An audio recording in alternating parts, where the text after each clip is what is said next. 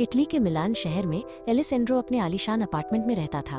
वो एक मशहूर फैशन ब्लॉगर था जो डिजाइनर कपड़ों और चमक दमक वाली दुनिया में जीता था। लेकिन हाल ही में उसके व्लॉग पर लोगों की दिलचस्पी कम हो रही थी और उसे अपना करियर बचाने की चिंता सता रही थी।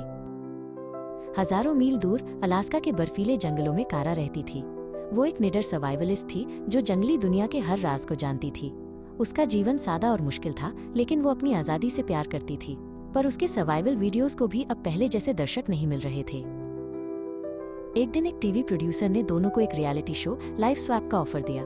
ये उनके करियर के लिए एक नया मौका था। उन्हें एक दूसरे की जिंदगी जीनी थी।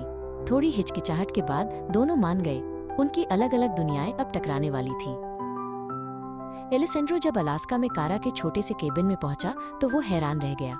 यहाँ न कोई लग्जरी थी, न ही कोई आराम। उसने अपना महंगा कोट पहना हुआ था जो उस जंगली माहौल में बिल्कुल अजीब लग रहा था। वो पूरी तरह से खोया हुआ और दुखी महसूस कर रहा था। केबिन के अंदर लकड़ियां खोजते हुए एलेसेंड्रो का पैर गलती से एक ढीले फर्श के तख्ते पर पड़ा। उसके नीचे उसे एक धातु का बक्सा मिला। उसकी जिज्ञासा बढ़ गई और उसने किसी तरह उस बक्से को खोल लिया। बक्से के अंदर सर्वाइवल का सामान नहीं बल्कि कानूनी दस्तावेज, एक आलीशान हवेली में एक अमीर परिवार के साथ एक लड़की की तस्वीरें और पुराने खत थे।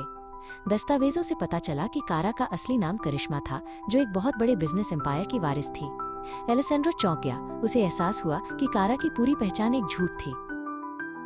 जैसे ही उसने खत पढ़े, उसका गुस्सा समझ में बदल गया। खतों में डर और नियंत्रण की एक दर्दनाक कहानी थी, जिससे पता चला कि करिश्मा उस सुनहरे पिंजरे से क्यों भागी थी। एलेसेंड्रो को एहसास हुआ कि वो धोखेबाज नहीं बल्कि एक कैदी थी जो आजाद होना चाहती थी। उसके दिल में कारा को बचाने की एक मजबूत इच्छा जागी। उसी समय मिलान में कारा करिश्मा एलेसेंड्रो के अपार्टमेंट की बालकनी पर खड़ी शहर की रोशनी देख रही थी। तभी उसके परिवार द्वारा भेजे गए दो कठोर दिखने वाले आदमी दरवाजे पर आ खड़े हुए। कारा का चेहरा डर से सफेद पड़ गया। एलेसेंड्रो समझ गया था कि कारा खतरे में है। उसने तुरंत सोशल मीडिया पर एक कहानी पोस्ट की जिसमें लिखा था कि कारा एक बड़े कॉर्पोरेट घोटाले का पर्दाफाश करने के गुप्त मिशन पर है। ये कारा के लिए एक सार्वजनिक ढाल थी। फिर वो मिलान के लिए पहली फ्लाइट पकड़कर निकल पड़ा। एलेसेंड्रो सही समय पर पहुंचा। पूरी दुनिया की नजरें उन पर थीं, इसलिए कारा का परिवार उसे मजबूर नहीं कर सका। एलेसेंड्रो के साथ कारा ने अपने परिवार का सामना किया और अपनी आज़ादी की घोषणा की। शो हिट हो गया, लेकिन उन्होंने इसे पीछे छोड़ दिया।